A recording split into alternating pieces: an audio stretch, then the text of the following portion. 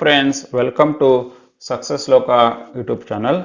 ನಾನು ನಿಮಗೆ ಈ ವಿಡಿಯೋದಲ್ಲಿ ನನಗೆ ಒಂದು ಕಾಮೆಂಟಲ್ಲಿ ಒಂದು ಕ್ವಶನ್ ಬಂದಿತ್ತು. ನಾವು ಯಾವ ರೀತಿ ನಮ್ಮ ಪ್ರಾಡಕ್ಟ್ಗಳನ್ನ ಆನ್ಲೈನಲ್ಲಿ ಸೆಲ್ ಮಾಡ್ಬೋದು, ನಾವು ಈ ಥರ ಪ್ರಾಡಕ್ಟ್ಗಳನ್ನ ಆನ್ಲೈನಲ್ಲಿ ಸೆಲ್ ಮಾಡ್ಬೋದು ಅಂತ ನನಗೆ ಒಂದು ಕ್ವಶನ್ ಬಂದಿತ್ತು ಕಾಮೆಂಟಲ್ಲಿ. ಅದಕ್ಕೋಸ್ಕರ ನಾನು ಈ ವಿಡಿಯೋನ ನಿಮಗೆ ಮಾಡ್ತಾ ಇದ್ದೀನಿ.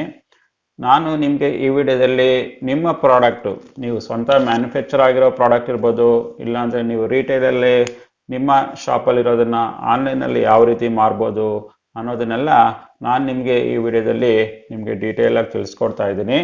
ನಾನು ಆ ಕಂಪ್ಲೀಟ್ ಡೀಟೇಲ್ಸ್ನ ತಿಳಿಸ್ಕೊಡೋದಕ್ಕೆ ಮೊದಲು ನೀವು ನಮ್ಮ SuccessLoka ಯೂಟ್ಯೂಬ್ ಚಾನಲ್ ಇದುವರೆಗೂ ಸಬ್ಸ್ಕ್ರೈಬ್ ಮಾಡ್ಕೊಂಡಿಲ್ಲ ಅಂದರೆ ಖಂಡಿತ ಸಬ್ಸ್ಕ್ರೈಬ್ ಮಾಡ್ಕೊಳ್ಳಿ ಮತ್ತು ಬೆಲ್ ಐಕನ್ ಕ್ಲಿಕ್ ಮಾಡಿದ್ರೆ ನಮ್ಮ ಎಲ್ಲ ಮುಂದಿನ ವಿಡಿಯೋಗಳು ನಿಮಗೆ ಖಂಡಿತವಾಗಿ ಸಿಗುತ್ತೆ. ನಾನು ಈ ವಿಡಿಯೋದಲ್ಲಿ ಸ್ಪೆಸಿಫಿಕ್ ಆಗಿ ಅಮೆಝಾನಲ್ಲಿ ನೀವು ಯಾವ ರೀತಿ ಒಂದು ಮ್ಯಾನುಫ್ಯಾಕ್ಚರರ್ ಆಗಿ, ಒಂದು ರಿಟೇಲರ್ ಆಗಿ ನೀವು ಯಾವ ರೀತಿ ನಿಮ್ಮ ಪ್ರಾಡಕ್ಟ್ಸ್ನ ಅಮೆಝಾನಲ್ಲಿ ನೀವು ಸೆಲ್ ಮಾಡ್ಬೋದು ಅನ್ನೋದನ್ನ ನಾನು ನಿಮಗೆ ಈ ವಿಡಿಯೋದಲ್ಲಿ ನಿಮಗೆ ಡೀಟೇಲಾಗಿ ತಿಳಿಸ್ಕೊಡ್ತಾ ಇದ್ದೀನಿ. ಯಾವ ರೀತಿ ನೀವು ಅಮೆಝಾನಲ್ಲಿ ಸೆಲ್ ಮಾಡ್ಬೋದು, ಯಾವೆಲ್ಲ ಬೆನಿಫಿಟ್ಸ್ ಇದೆ, ಯಾವೆಲ್ಲ ಫೀಸಸ್ ಇದೆ, ಯಾವ ರೀತಿ ಪ್ರೋಸೆಸ್ ಇದೆ ಅನ್ನೋದನ್ನೆಲ್ಲನೂ ನಾನು ನಿಮಗೆ ಈಗ ತಿಳಿಸ್ಕೊಡಕ್ಕೆ ಹೋಗ್ತಾ ಇದ್ದೀನಿ. ಅಮೆಝಾನಲ್ಲಿ ಸೆಲ್ ಮಾಡಿದ್ರೆ ಒಂದು ಅಡ್ವಾಂಟೇಜ್ ಅಂದರೆ ನಿಮ್ಮ ಪ್ರಾಡಕ್ಟ್ಸು ಇಡೀ ಇಂಡಿಯಾದಲ್ಲೆಲ್ಲ, ಇಡೀ ವರ್ಲ್ಡಲ್ಲೂ ನಾವು ಸೆಲ್ ಮಾಡ್ಬೋದು. 24 ಗಂಟೆನೂ ನೀವು ಸೆಲ್ ಮಾಡ್ಬೋದು. ನಾರ್ಮಲ್ ಅಂಗಡಿಗಳಲ್ಲಿ ಏನಂದರೆ 8 ಗಂಟೆ 10 ಗಂಟೆ ಮಾತ್ರ ನೀವು ಸೆಲ್ ಮಾಡ್ಬೋದು. ಆನ್ಲೈನಲ್ಲಿ ನಿಮ್ಮ ಅಂಗಡಿ ಯಾವಾಗಲೂ ಓಪನ್ ಆಗಿರುತ್ತೆ. 24 hours, 7 days A week, 365 days A year ಯಾವಾಗಲೂ ನಿಮ್ಮ ಅಂಗಡಿ, ಆನ್ಲೈನ್ ಅಂಗಡಿ ಯಾವಾಗಲೂ ಓಪನ್ ಹಾಕ್ಕೊಂಡಿರುತ್ತೆ. ಅದು ಆನ್ಲೈನಲ್ಲಿ ನಿಮ್ಮ ಪ್ರಾಡಕ್ಟ್ನ ನೀವು ಸೆಲ್ ಮಾಡಿದ್ರೆ ಇರೋ ಒಳ್ಳೆ ಅಡ್ವಾಂಟೇಜು. ಮತ್ತು ಈ ಒಂದು ಪ್ಲೇಸಲ್ಲಿ ಎಷ್ಟೋ ಕೋಟಿಗಟ್ಟಲೆ ಜನ ಬಂದು ಬೈ ಮಾಡ್ತಿರ್ತಾರೆ ಪ್ರಾಡಕ್ಟ್ಸು. ಕೋಟಿಗಟ್ಟಲೆ ಜನಕ್ಕೆ ನಿಮ್ಮ ಪ್ರಾಡಕ್ಟು ಅವ್ರಿಗೆ ಈಸಿಯಾಗಿ ಕಾಣಿಸೋ ಹಾಗೆ ಸಿಗುತ್ತೆ. ನಿಮ್ಮ ಪ್ರಾಡಕ್ಟ್ನ ಈಸಿಯಾಗಿ ಅಲ್ಲಿ ನಿಮ್ಮ ಡಿಸ್ಪ್ಲೇ ಮಾಡಿದರೆ ಯಾರಿಗೆ ಬೇಕಾಗುತ್ತೋ ಆ ಪ್ರಾಡಕ್ಟು ಅವರು ಜನ ನಿಮ್ಮ ಪ್ರಾಡಕ್ಟ್ನ ಆನ್ಲೈನಲ್ಲಿ ಬೈ ಮಾಡ್ಕೊಳ್ತಾರೆ. ಅಮೆಝಾನಲ್ಲಿ ಸೆಲ್ಲರ್ಸ್ಗೆ ಏನು ಅಡ್ವಾಂಟೇಜ್ ಅಂದರೆ ನಿಮ್ಮ ಪೇಮೆಂಟ್ಸು ರೆಗ್ಯುಲರ್ ಆಗಿ ಬರುತ್ತೆ ಮತ್ತು ಎವ್ರಿ 7 ಡೇಸ್ಗೆ ಅವರು ರೆಗ್ಯುಲರ್ ಆಗಿ ನಿಮಗೆ ಪೇಮೆಂಟ್ಸ್ ಕೊಡ್ತಾರೆ. ಮತ್ತು ಅಮೆಝಾನರು ನಿಮ್ಮ ಶಿಪ್ಮೆಂಟ್ನೆಲ್ಲನೂ ಅವರೇ ಓನ್ ಮಾಡ್ತಾರೆ. ಕಂಪ್ಲೀಟಾಗಿ ಸ್ಟ್ರೆಸ್ ಫ್ರೀ ಇರುತ್ತೆ. ನಿಮ್ಮ ಪ್ರಾಡಕ್ಟ್ನ ನಿಮ್ಮಿಂದ ತಗೊಂಡು ಅವರು ಕಸ್ಟಮರ್ಗೆ ಅವರೇ ಡೆಲಿವರಿ ಮಾಡ್ತಾರೆ. ಇಲ್ಲಪ್ಪ ನಾನು ಅಮೆಝಾನ್ ಡೆಲಿವರಿ ಬೇಡ, ನಮ್ಮಷ್ಟು ನಾವೇ ಡೆಲಿವರಿ ಮಾಡ್ಕೊಳ್ತೀನಿ, ನಾನೇ ಯಾರನ್ನ ಕೊರಿಯರ್ ಸರ್ವಿಸ್ ಇಟ್ಕೊಂಡಿದ್ದೀರಾ ಅದು ಸಂತೋಷನೇ.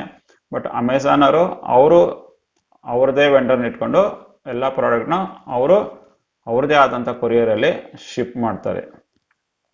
ಮತ್ತು ಎಲ್ಲ ಥರ ಸರ್ವಿಸ್ಗಳು ನಿಮಗೆ ಈಸಿಯಾಗಿ ಫೋನ್ ಮುಖಾಂತರ ಸಿಗುತ್ತೆ, ಇಮೇಲ್ ಮುಖಾಂತರ ಸಿಗುತ್ತೆ.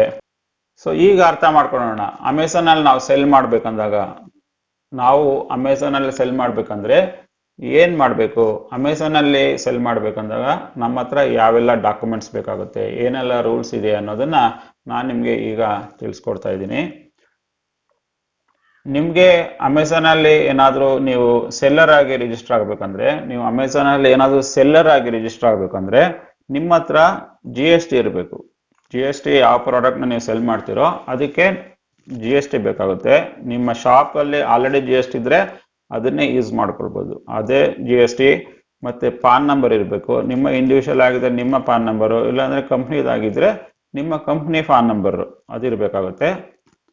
ಮತ್ತು ನಿಮ್ಮ ಹತ್ರ ಒಂದು ಅಕೌಂಟ್ ಇರಬೇಕು, ಬ್ಯಾಂಕ್ ಅಕೌಂಟ್ ಇರಬೇಕಾಗುತ್ತೆ.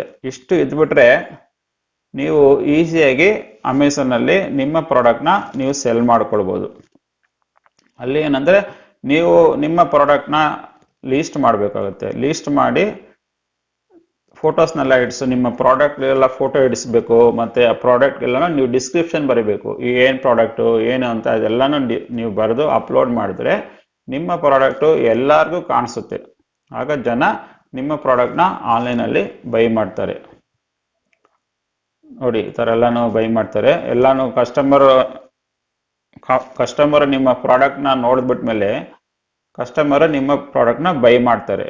ನಿಮ್ಮ ಪ್ರಾಡಕ್ಟ್ನ ಕಸ್ಟಮರ್ ಬೈ ಮಾಡಿದ್ರೆ ಆಗೇನಾಗುತ್ತೆ ಅಂದರೆ ಅಮೆಝಾನವರು ನೀವು ಆ ಪ್ರಾಡಕ್ಟ್ನೆಲ್ಲ ಪ್ಯಾಕೇಜ್ ಮಾಡಿ ಅಮೆಝಾನ್ ಡೆಲಿವರಿಯವ್ರು ಕೊಟ್ಟರೆ, ಅಮೆಝಾನ್ ಡೆಲಿವರಿಯವರು ಆ ಪ್ರಾಡಕ್ಟ್ನ ತಗೊಂಡೋಗಿ ಕಸ್ಟಮರ್ಗೆ ಕೊಡ್ತಾರೆ. ಕಸ್ಟಮರ್ ಕೊಟ್ಟಿದ ತಕ್ಷಣ ನಿಮಗೆ 7 ಡೇಸ್ ಒಳಗಡೆ ನಿಮಗೆ ಪೇಮೆಂಟ್ ಆಗುತ್ತೆ. 7 ಡೇಸ್ ಒಳಗಡೆ ನಿಮಗೆ ಪೇಮೆಂಟ್ ಆಗುತ್ತೆ ಅಮೆಝಾನಲ್ಲಿ.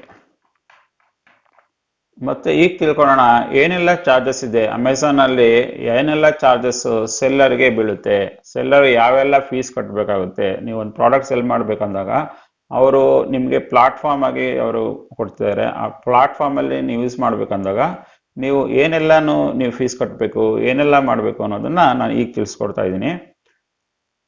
ನೀವು ಇದು fee structure, Amazon selling fee structure.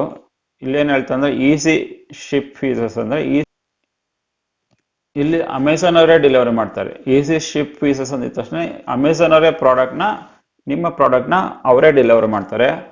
ಇಲ್ಲಿ ನಿಮಗೆ 2% ಮಿನಿಮಮ್ 2% ರೆಫರಲ್ ಫೀ ಕೊಡಬೇಕಾಗುತ್ತೆ. 2% ಅಮೆಝಾನ್ ಅವ್ರಿಗೆ ನೀವು ಪ್ರಾಡಕ್ಟ್ ಅಲ್ಲಿ ರೆಫರಲ್ ಫೀಸ್ ಕೊಡಬೇಕಾಗುತ್ತೆ. ಅದೇ ರೀತಿ ಕ್ಲೋಸಿಂಗ್ ಫೀಸು ಕೊಡಬೇಕಾಗುತ್ತೆ. ಮತ್ತೆ ಶಿಪ್ಪಿಂಗ್ ಫೀಸು ಕೊಡಬೇಕಾಗುತ್ತೆ. 38 ರುಪೀಸ್ಗೆ ಒನ್ ಐಟಮ್ಸ್ಗೆ ಶಿಪ್ಪಿಂಗ್ ಐಟಮ್ಸ್ ಫೀಸ್ ಕೊಡಬೇಕಾಗುತ್ತೆ. ಅದು ತೂಕಕ್ಕೆ ತಕ್ಕಂತೆ ಮತ್ತೆ ಶಿಪ್ಪಿಂಗ್ ರೇಟು ಫಿಕ್ಸ್ ಆಗುತ್ತೆ. ಅಮೆಝಾನ್ ಅಲ್ಲಿ ಸೆಲ್ಲರ್ ಆಗ್ಬೇಕಂದ್ರಾಗ 3 ತರ ಫೀಸ್ ಕಟ್ಟಬೇಕಾಗುತ್ತೆ. ಒಂದು ರೆಫರಲ್ ಫೀಸ್ ಅಂತ ಇರುತ್ತೆ, ಇನ್ನೊಂದು ಕ್ಲೋಸಿಂಗ್ ಫೀಸ್ ಅಂತ ಇರುತ್ತೆ, ಇನ್ನೊಂದು ಶಿಪ್ಪಿಂಗ್ ಫೀಸ್ ಅಂತ ಇರುತ್ತೆ. ರೆಫರಲ್ ಫೀ ಎಷ್ಟು ತಗೊಳ್ತಾರೆ, ಕ್ಲೋಸಿಂಗ್ ಫೀ ಏನು ತಗೊಳ್ತಾರೆ, ಶಿಪ್ಪಿಂಗ್ ಫೀ ಅಂತ ನಾನು ನೆಕ್ಸ್ಟ್ ತಿಳಿಸ್ಕೊಡ್ತೀನಿ. ಇದು ಈಸಿ ಶಿಪ್ ಫೀಸಸ್ಸು. ಅದೇ ರೀತಿ ನಾವೇ ಶಿಪ್ ಮಾಡ್ಕೊಳ್ತೀವಿ, ಅಮೆಝಾನ್ ಅವರೇ ನಮ್ಮ ಪ್ರಾಡಕ್ಟ್ನ ಶಿಪ್ ಮಾಡಬಾರ್ದು ಅಂದರೆ ನಾವಲ್ಲಿ ಎರಡೇ ಥರನೇ ಫೀಸ್ ಕಟ್ಟಬೇಕು. ರೆಫರಲ್ ಫೀ ಕಟ್ಟಬೇಕು, ಕ್ಲೋಸಿಂಗ್ ಫೀಸ್ ಕಟ್ಟಬೇಕು. ಶಿಪ್ಪಿಂಗ್ ಕಾಸ್ಟ್ ನೀವು ಬಂದ್ಬಿಟ್ಟು ಥರ್ಡ್ ಪಾರ್ಟಿ, ನೀವು ಯಾರಿಗೆ ಶಿಪ್ ಕೊರಿಯರ್ ಕೊಟ್ಟಿರ್ತೀರೋ, ಇವಾಗ DTDC ಇರ್ಬೋದು, ಇಲ್ಲಾಂದರೆ ಬ್ಲೂ ಡಾಟ್ ಇರ್ಬೋದು, ಇಲ್ಲಾಂದರೆ ಇಂಡಿಯಾ ಪೋಸ್ಟ್ ಇರ್ಬೋದು, ಅಂಥವ್ರ ಮುಖಾಂತರ ನೀವೇನಾದರೂ ನೀವು ಶಿಪ್ ಮಾಡಿದರೆ ನೀವು ಅವರಿಗೆ ಆ ಪ್ರಾಡಕ್ಟ್ಗೆ ಏನು ಶಿಪ್ಪಿಂಗ್ ಕಾಸ್ಟ್ ಇರುತ್ತೋ ನಿಮ್ಮಷ್ಟು ನೀವೇ ಕೊಟ್ಕೊಳ್ಬೇಕಾಗುತ್ತೆ. ಮತ್ತೆ ಇನ್ನೊಂದು ಆಪ್ಷನ್ ಏನಿದೆ ಅಂದರೆ ಫುಲ್ಫಿಲ್ಮೆಂಟ್ ಬೈ ಅಮೆಝಾನ್. ಫುಲ್ಫಿಲ್ಮೆಂಟ್ ಅಂದಿದ ತಕ್ಷಣ ನೀವು ನಿಮ್ಮ ಪ್ರಾಡಕ್ಟ್ನ ತಗೊಂಡೋಗ್ಬಿಟ್ಟು ಅವರ ವೇರ್ ಹೌಸಲ್ಲಿ ಇಟ್ಟುಬಿಟ್ರೆ, ಈಗ ನಿಮ್ಮ ಹತ್ರ 200 ಐಟಮ್ ಇದೆ, 200 ಪ್ರಾಡಕ್ಟ್ ಇದೆ, 200 ಪ್ರಾಡಕ್ಟ್ನ ತಗೊಂಡೋಗ್ಬಿಟ್ಟು ಅಮೆಝಾನ್ ವೇರ್ ಹೌಸಲ್ಲಿ ನೀವು ತಗೊಂಡು ಇಟ್ಕೊಂಡ್ಬಿಟ್ರೆ, ಪ್ಯಾಕೇಜಿಂಗ್ ಮಾಡಿಬಿಟ್ಟು ಅಮೆಝಾನ್ ಅವರೇ ಯಾವಾಗಾದರೂ ಆರ್ಡರ್ ಬಂದರೆ ಅವರಷ್ಟವರೇ ತಗೊಳ್ತಾರೆ, ಅವರಷ್ಟವರೇ ಪಾರ್ಸಲ್ ಮಾಡ್ಕೊಳ್ತಾ ಇರ್ತಾರೆ. ಅದಕ್ಕೆ ಅಮೆಝಾನ್ ಫುಲ್ಫಿಲ್ಮೆಂಟ್ ಸರ್ವಿಸ್ ಅಂತಾರೆ.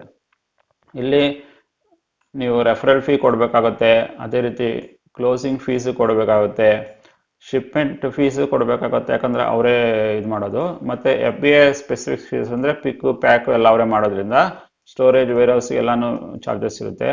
ಆ ಚಾರ್ಜಸ್ಸು ಅದಕ್ಕೆ ತಕ್ಕಂತೆ ನೀವು ಕೊಡಬೇಕಾಗುತ್ತೆ. ಇದು ಅಮೆಝಾನಲ್ಲಿ ಸೆಲ್ಲರ್ ಆದರೆ ಯಾವೆಲ್ಲ ರೀತಿಯಲ್ಲಿ ನೀವು ಫೀಸ್ಗಳು ಕೊಡಬೇಕು, ಮತ್ತು ಯಾವ್ಯಾವ ಡಿಫ್ರೆಂಟ್ ಕ್ಯಾಟಗರಿಯಲ್ಲಿ ನೀವು ಬರ್ತೀರೋ ಅದಕ್ಕೆ ತಕ್ಕಂತೆ ನೀವು ಫೀಸ್ ಕಟ್ಟಬೇಕಾಗುತ್ತೆ. ಮತ್ತು ಈಗ ರೆಫರಲ್ ಫೀ ತಿಳ್ಕೊಳ್ಳೋಣ, ಯಾವ್ಯಾವ ಪ್ರಾಡಕ್ಟ್ಗೆ ಎಷ್ಟೆಷ್ಟು ರೆಫರಲ್ ಫೀ ಅಂದ್ಬಿಟ್ಟು. ಈಗ ಮೀಡಿಯಾ ಪ್ರಾಡಕ್ಟ್ಸ್ ನೋಡಿ ಈ ಥರ ಇದೆ. ಬುಕ್ಸ್ ತೊಗೊಂಡ್ರೆ ಈ ಥರ ಇದೆ ನೋಡಿ, 2%, 250ಗಿನ್ನ ಕಡಿಮೆ ಇದ್ದರೆ 2%, 500 ರುಪೀಸ್ ಆದರೆ 4%, 1000 ರುಪೀಸ್ವರೆಗೆ 9%, 1000 ರುಪೀಸ್ವರೆಗೂ 13% ನೀವು ರೆಫರಲ್ ಫೀ ಕೊಡಬೇಕಾಗುತ್ತೆ. ಅದೇ ಥರ ಮೂವಿಗೆ 6.5 ನೋಡಿ, ಈ ಥರ ಎಲ್ಲ ನೀವು ಇಲ್ಲ ಬ್ಯೂಟಿ ಪ್ರಾಡಕ್ಟ್ಸ್ ನೀವು ಸೆಲ್ ಮಾಡಬೇಕಂದಾಗ ಈ ಥರ ನೀವು ರೆಫರಲ್ ಫೀ ಕೊಡಬೇಕಾಗುತ್ತೆ. ನಿಮ್ಗೆ ಅರ್ಥ ಆಗ್ತಾ ಇರ್ಬೋದು. ಇದು ಅಮೆಝಾನ್ ಅವ್ರಿಗೆ ನೀವು ಕೊಡಬೇಕಾಗುತ್ತೆ. ಫ್ಯಾಷನ್ ಆಕ್ಸೆಸರೀಸ್ ಅಂದರೆ ಈ ಥರ ಇಷ್ಟು ಪರ್ಸೆಂಟೇಜಲ್ಲಿ ನೀವು ಅಮೆಝಾನಿಗೆ ಕೊಡಬೇಕಾಗುತ್ತೆ. ಅದೇ ರೀತಿ ನೀವು ಕ್ಲೋಸಿಂಗ್ ಫೀಸು ಕೊಡಬೇಕಾಗುತ್ತೆ. 250 ರೂಪಾಯಿ ಒಳಗಡೆ ನೀವೇನಾದರೂ ಬಿಸ್ನೆಸ್ ಮಾಡಿದ್ರೆ 5 ರೂಪಾಯಿ ಕೊಡಬೇಕಾಗುತ್ತೆ. 250ರಿಂದ 500 ರೂಪಾಯಿವರೆಗೂ ಬಿಸ್ನೆಸ್ ಮಾಡಿದ್ರೆ 8 ರೂಪಾಯಿ ಕೊಡಬೇಕಾಗುತ್ತೆ. 500ರಿಂದ 1000 ಮಾಡಿದ್ರೆ 28 ರೂಪಾಯಿ ಕೊಡಬೇಕಾಗುತ್ತೆ. 1000 ರೂಪಾಯಿ ಕೊಟ್ಟರೆ 500 ರೂಪಾಯಿ ಕೊಡಬೇಕಾಗುತ್ತೆ. ಹಾಗೇನು ಡಿಫ್ರೆಂಟ್ ಆಪ್ಷನ್ಸ್ ಇದೆಯಲ್ವಾ, ಅದಕ್ಕೆ ತಕ್ಕಂತೆ ಇಲ್ಲಿ ಪ್ರಾಡಕ್ಟ್ಸು ನೀವು ಡಿಫ್ರೆಂಟ್ ರೇಟ್ಸ್ ಕೊಡಬೇಕಾಗುತ್ತೆ. ಅರ್ಥ ಆಯ್ತಲ್ವಾ? ಅಲ್ಲಿ ಯಾವ ಥರ ಇತ್ತು, ಈಸಿ ಶಿಪ್ ಇತ್ತು, easy ship prime only, self shipped ಅಂತ ಏನೇನು ಆಪ್ಷನ್ ಇತ್ತು ಮೊದಲು, ಆ ಆಪ್ಷನ್ಗೆ ನಾವು ಫಿಕ್ಸ್ಡ್ ಕ್ಲೋಸಿಂಗ್ ಫೀಸ್ ಅಂತ ಇಷ್ಟು ಕೊಡಬೇಕಾಗುತ್ತೆ. ಮತ್ತು ಶಿಪ್ಪಿಂಗ್ ಫೀಸಸ್ ಇರುತ್ತೆ.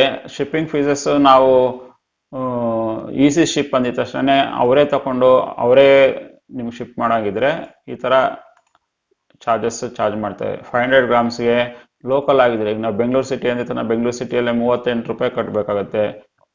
ಒಂದೊಂದೇ ಏರಿಯಾದಲ್ಲಿ ಬೆಂಗಳೂರು ಸುತ್ತಮುತ್ತಲು ಅಂದಿದ ತಕ್ಷಣ 48 ರೂಪಾಯಿ ಕೊಡಬೇಕಾಗುತ್ತೆ. ನ್ಯಾಷನಲ್ ಇಡೀ ಇಂಡಿಯನ್ ಲೆವೆಲಲ್ಲಿ ಅಂದಿದ ತಕ್ಷಣ 69 ರೂಪಾಯಿ ಕೊಡಬೇಕು 500 ಗ್ರಾಮ್ ಒಳಗಡೆ ಇದ್ರೆ. ಮತ್ತು ಈಚ್ 500 ಗ್ರಾಮ್ ಜಾಸ್ತಿ ಆದರೆ ಅಪ್ ಟು 1 kg ವರೆಗೂ 16 ರೂಪಾಯಿ ಎಕ್ಸ್ಟ್ರಾ ಕೊಡಬೇಕು.